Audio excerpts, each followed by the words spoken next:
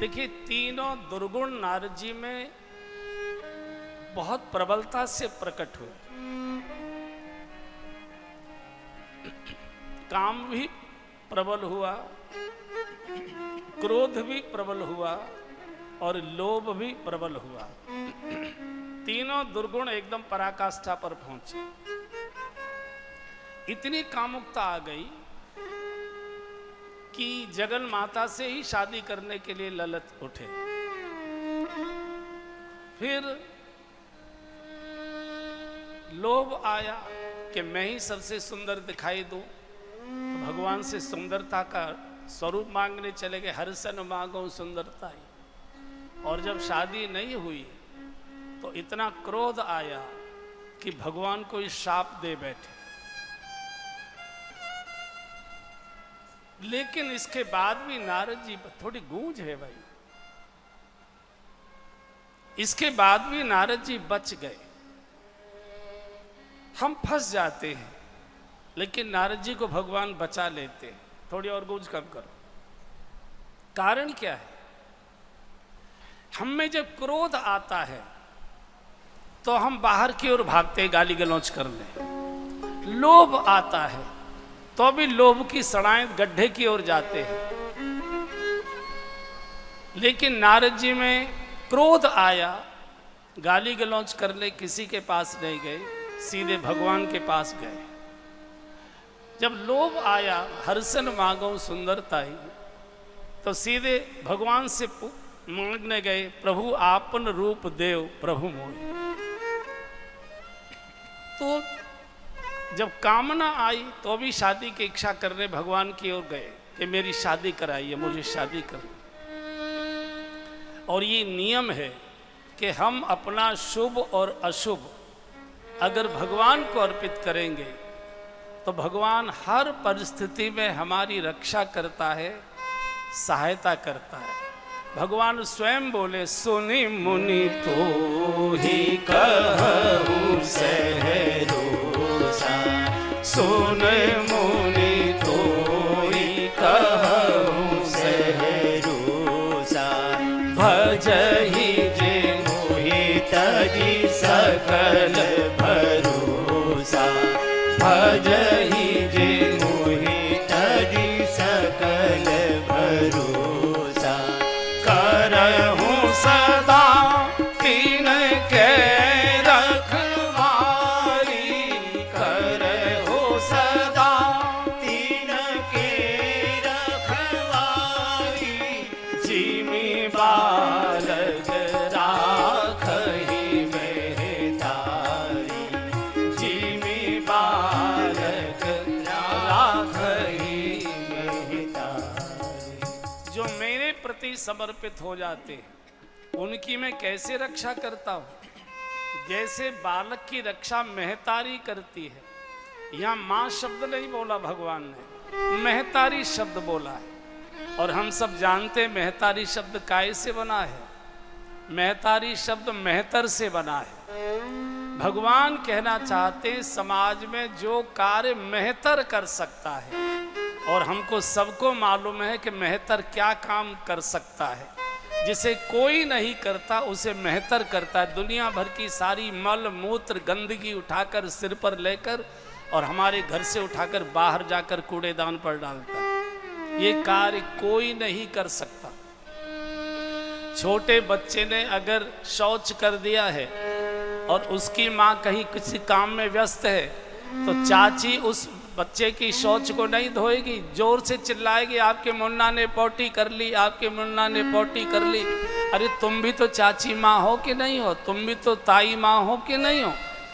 तो दूसरे के मलमूत्र को साफ करना या तो माँ करती है या तो परमात्मा करता है, दूसरा कोई करता नहीं। भगवान कहते हैं कि जो मेरे समर्पित हो जाते हैं उनकी सारी चिंता करऊं सदा तिनके रखवारी, जिमि बालक राखे महतारी। भगवान भगवान है। तो नारद जी का सब ठीक हो गया। कैसे ठीक हुआ इसका दर्शन कर लीजिए। नारद जी में जो कुछ भी गुण दुर्गुण आए वो भगवान की ओर चले गए। प्रभु मुझे मेरी शादी करने की, भगवान ने बहुत समझाया, नहीं माने। भगवान ने सोचा बच्चा है, खेल खेलना चाहता है, चलो इसके साथ खेल खेल लेते। और जो भगवान को समर्पित हो जाते हैं भगवान उनकी सब प्रकार से टहल करते हैं। टहल, छोटा सा प्रसंग आपने सुना होगा, जब महाभारत के युद्ध की घोषणा हो गई और सेनाएं कुरुक्षेत्र मैदान की ओर कूच कर गई, पहुंच गई मैदान के अंदर, तो भगवान से सहायता मांगने के लिए अर्जुन और दुर्योधन दोनों द्वारिका गए। संयोग ऐसा हुआ कि एक ही दिन पहुंचे, दुर्योधन भी द्वारका उसी दिन पहुंचा और अर्जुन भी उसी समय पहुंचे। तो भगवान सो रहे थे या सोने का नाटक कर रहे थे, तो भगवान मिलेंगे तब पूछेंगे उनसे, लेकिन उस समय भगवान सो रहे थे पीताम्बर ओढ़कर। दुर्योधन पहले पहुंच गया। अब दुर्योधन तो राजा है, अहंकारी है, तो भगवान के सिरहाने की ओर एक सोफा पड़ा था, उस पर जाकर बैठ गए। थोड़ी देर के बाद अर्जुन पहुंचे। अर्जुन तो भक्त है और भक्त तो हमेशा भगवान के चरणों में बैठता है, तो चरणों की ओर अर्जुन बैठ गए। शास्त्रकार ने लिखा है कि अर्जुन उसी समय युद्ध जीत गया था जिस समय भगवान के चरणों में बैठ गया। जो भगवान के चरणों में बैठने की हिम्मत कर सकता है, भगवान उसी के साथ खड़े होते हैं। तो जब भगवान जागे और पीताम्बर ऊपर से हटाया, तो स्वाभाविक है जब हम अपने पलंग पर सोते हैं और चादर रजाई कंबल उघाड़ते हैं चेहरे से, तो सबसे पहले निगाह पैरों की ओर जाती है, सामने की ओर जाती है। तो जब भगवान ने पीताम्बर हटाया तो सामने देखा चरणों में अर्जुन बैठा है। भगवान का पार्थ तुम कब आए? बोले प्रभु अभी आया। कैसे आए हो? बोले आशीर्वाद लेने आया। पीछे से जो सोफे पर दुर्योधन बैठा था वहां से बोल पड़ा भगवान मैं भी आया हूं और इससे पहले आया हुआ बैठा हूं। तो भगवान ने मुड़कर देखो, अच्छा तुम भी आए हो? हाँ। देखो भाई, मेरी पहली दृष्टि अर्जुन पर गई है, इसलिए पहले मांगने का हक इसको है। और दूसरे, जब कोई चीज बांटी जाती है तो पहले छोटे को दिया जाता है, बड़े बाद में लेते हैं। पहले छोटे बच्चों को कोई चीज बांटी जाती है, बड़े लोग बाद में लेते हैं। तो अर्जुन छोटा है और मेरी दृष्टि पहले इसके ऊपर पड़ी है, इसलिए पहले ये मांगेगा। मेरे पास दो चीजें हैं, एक तो मेरी नारायणी सेना है और एक अकेला मैं हूं। एक मुझे ले लो और एक मेरी नारायणी सेना ले लो। तो बोल अर्जुन तुमको क्या चाहिए? अब दुर्योधन तो घबरा रहा कि सेना न मांग ले। अर्जुन ने कहा प्रभु मुझे तो आप चाहिए। भगवान ने कहा कि मैं युद्ध नहीं करूंगा, शस्त्र नहीं उठाऊंगा। बोले मेरे पास बैठे तो रहोगे, मेरा तो इसी से बेड़ा पार हो जाएगा। दुर्योधन तो इतनी जोर से खिलखिलाकर हंसा, बोले मूर्खों मांगना भी नहीं आता, विनाश काले विपरीत बुद्धि। अरे युद्ध का समय है, सेना मांगनी चाहिए थी, इस नचकइये के हिस्से का रास रचाया जाएगा युद्ध में। लेकिन शास्त्र कहता है उसी समय अर्जुन जीत गया था जिस दिन भगवान को उसने अपने पक्ष में मांग लिया था। और भगवान जिसके पक्ष में आ जाते हैं उसकी कभी हार होती ही नहीं है, हमेशा जीते जीते। इसलिए हमेशा भगवान, नारद जी जब गए, लोभ आया तो रूप मांगने भगवान के पास गए, शादी की इच्छा लेकर मांगने भगवान के पास गए, शादी नहीं हुई गाली गलौज करने भी गए तो भगवान के पास गए। और भगवान कहते हैं जो सब प्रकार से मुझे समर्पित हो जाता है उसकी रक्षा मैं करता हूँ। इसलिए हमारे ब्रज के साधु ब्रजवासी सब लोग एक ही बात भगवान के बारे में गाते हैं, मेरा कोई न सहारा बिनु तेरे, नंदलाल संवरिया मेरे। मेरा कोई न सहारा बिनु तेरे, नंदलाल संवरिया मेरे। कोई न सहारा बिनु तेरे, नंदलाल संवरिया मेरे। मैं अधम जीव अभिमानी, मैं अधम जीव अभिमानी, महिमा तुम्हारी नहीं जानी, महिमा तुम्हारी नहीं जानी। ये जग में पाप बनेरे, नंदलाल संवरिया मेरे। ये जग में पाप बनेरे, नंदलाल संवरिया मेरे। जी मेरा कोई न सहारा बिनु तेरे, नंदलाल संवरिया मेरे। तूने लाखों पापी तारे, तूने लाखों पापी तारे।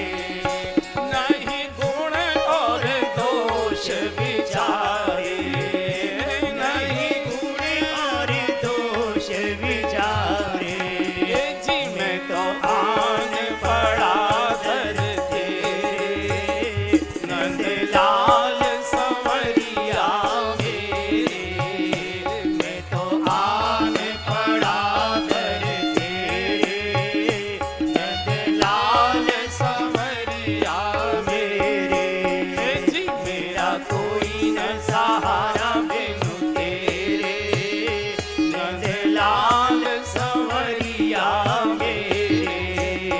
मेरा कोई न सहारा बिनु तेरे, नंदलाल संवरिया मेरे।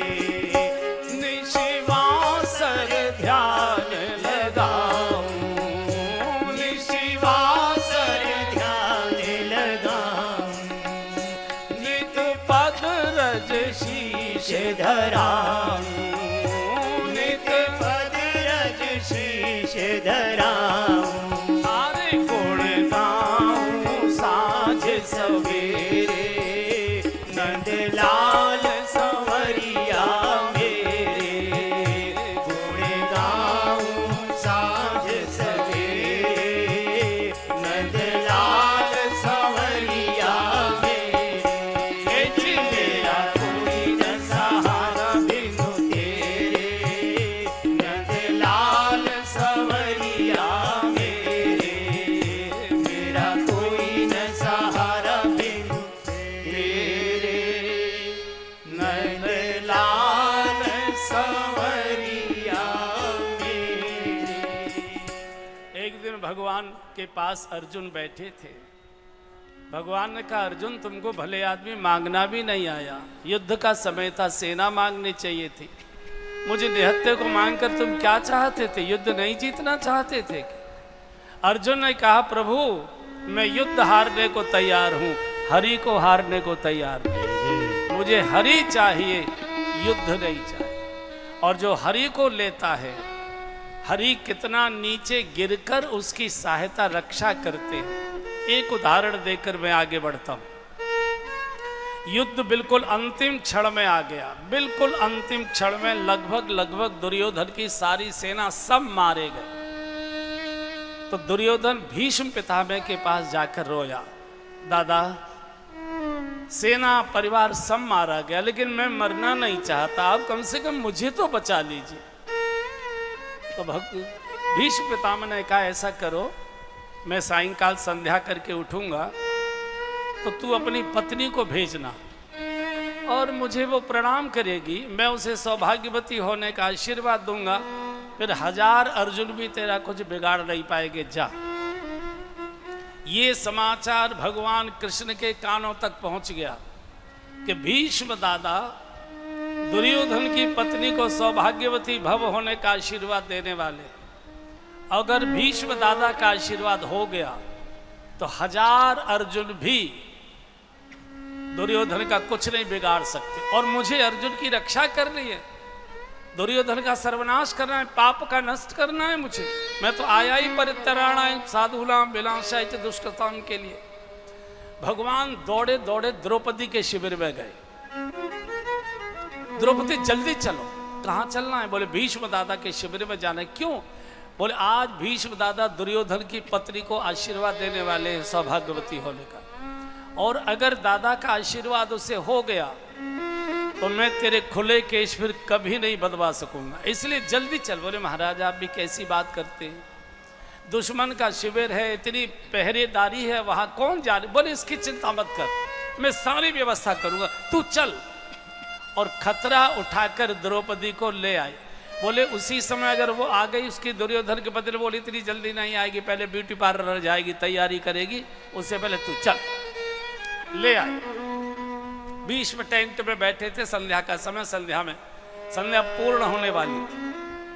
भगवान ने कहा 5 बार प्रणाम करना, उसके बाद परिचय देना, उससे पहले अपना नाम परिचय नहीं बोला, 5 बार प्रणाम करना। तुम्हारे 5 पति हैं, 5 जीवित रहने चाहिए। और ये अपनी चप्पलें कुटिया के बाहर उतार गई और अंदर प्रवेश कर गई। भीष्म नेत्र बंद किए बैठे थे। भगवान ने सोचा इसी समय कौरव कुल की ओर से कोई भी आ गया और मुझे भी देख लिया तो अभी बवंडर हो जाएगा, और द्रौपदी की चप्पल पहचान लेंगे तो और ज़्यादा बवंडर हो जाएगा।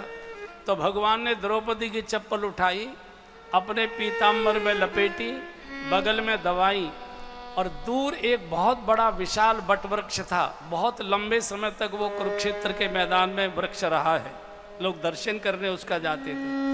उसकी आड़ में भगवान जाकर छुप गए, खड़े हो गए। भीष्म ये तो तब तक आई नहीं थी। तो भीष्म दादा की संध्या पूर्ण हुई और जैसे भीष्म दादा ने कहा ओम शांति शांति 2 ही बार बोल पाए थे, तीसरी बार शाही निकला था। इतने में द्रौपदी ने माथा टेका, दादा श्री चरणों में प्रणाम करती हूँ। तो दादा ने सोचा कि दुर्योधन की पत्नी आई होगी, हाथ उठाकर आंखें बंद हैं, आशीर्वाद दे दे बेटी सौभाग्यवती भव। इसने दूसरी बार माथा टेका, दादा श्री चरणों में प्रणाम करती हूँ। अरे भाई बोल तो दिया सौभाग्यवती रहो। इसने तीसरी बार प्रणाम किया, दादा श्री चरणों में प्रणाम करता। अरे भाई कितना बुलवाओगी, सौभाग्यवती रहो। इसने चौथी बार प्रणाम किया, दादा श्री चरणों में, अरे भाई कितना बोलूं, सौभाग्यवती भव। इसने 5वीं बार कहा, दादा श्री चरणों में प्रणाम करती हूँ। भीष्म केवल सौभाग्य शब्द बोल पाए थे, भीष्म का माथा ठनक गया। ये 5 बार प्रणाम करने वाली कौन पैदा हो गई? दुर्योधन की पत्नी तो इतनी अहंकारिणी है कि वो तो एक बार भी मुश्किल से करती। कौन है? हो न हो ये पांचाली। अभी नेत्र नहीं खोले, अभी भीष्म ने नेत्र नहीं खोले, नेत्र बंद हैं। और बंद नेत्रों से पूछा, बेटी परिचय दो, कौन हो? और माथा टेक कर द्रौपदी ने कहा, दादा आपकी कुलवधू द्रौपदी आपके चरणों में प्रणाम करती है। इतना द्रौपदी का कहना था। भीष्म जैसा महापुरुष धरती पर सिर पटकने लगा, हाथ पीटने लगा, द्रौपदी तूने क्या कर दिया? युद्ध का निर्णय तो तूने कर दिया जो होना था, अब तो केवल तमाशा दिखाया जाएगा। निर्णय तो तूने कर दिया, अब ये बता तू यहां तक आई कैसे, यहां पहुंचे कैसे? बोले भगवान द्वारिका नाथ लेकर आए। गोविंद? हाँ। कहाँ है? बोले बाहर है। और गोविंद गोविंद पुकार करते भीष्म जब बाहर की ओर आए तो बट वृक्ष की छाया में द्रौपदी की चप्पल बगल में लिए छुपे खड़े थे। भगवान को प्रकट होना पड़ा और जैसे ही भगवान सामने से प्रकट हुए, भीष्म दादा ने साक्षात दंडवत किया, धरती पर गिरे।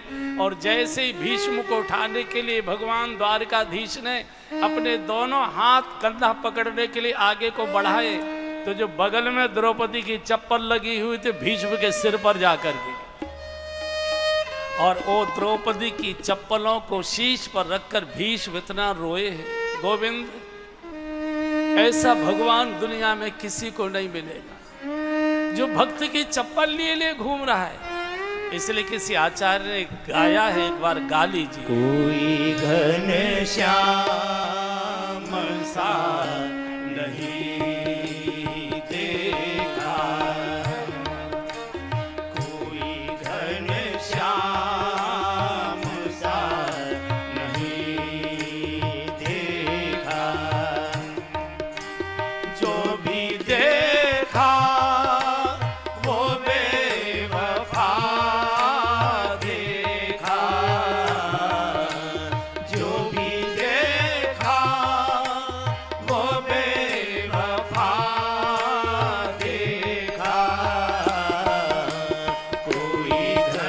श्याम सा नहीं देखा।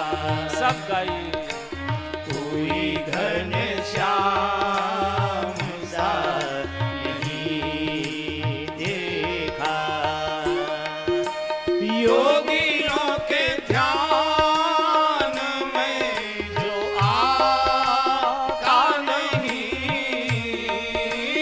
योगियों के ध्यान में जो आता नहीं, संग भगतों के नाचते देखा। संग भगतों के नाचते देखा। जो भी देखा वो बेवफा देखा। जो भी देखा वो बेवफा देखा। कोई घन श्याम सा नहीं देखा। कोई घन श्याम सा नहीं देखा। किस तरह द्रौपदी की लाज बची। किस तरह द्रौपदी की लाज बची। हाँ, किस तरह द्रौपदी की लाज बची। श्याम साड़ी में था छुपा देखा। श्याम साड़ी साड़ी बीच नारी है कि नारी बीच साड़ी है कि साड़ी ही की नारी है कि नारी ही की साड़ी। निर्णय नहीं हो रहा है। में था छुपा देखा। जो भी देखा वो बेवफा देखा। जो भी देखा वो बेवफा देखा। कोई घन श्याम सा नहीं देखा। सूर कहते हैं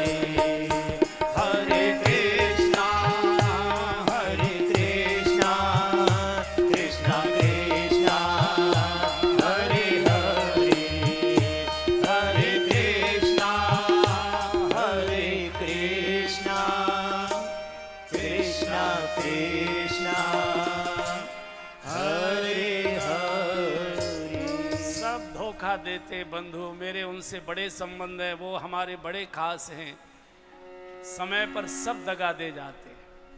समय पर जिन्हें अपना समझता था, समय पर दे गए धोखा, कोई बचता नहीं। भगवान है जो बुरे से बुरे आदमी को भी सहारा देता है। तो पांडव चूंकि भगवान के समर्पित हो गए, अर्जुन ने कहा था प्रभु मैं युद्ध हारने को तैयार हूं, हरि को हारने को तैयार नहीं। और जो हरि को नहीं हारता, हरि को अपने पक्ष में रहता है, उसकी कभी हार होती नहीं।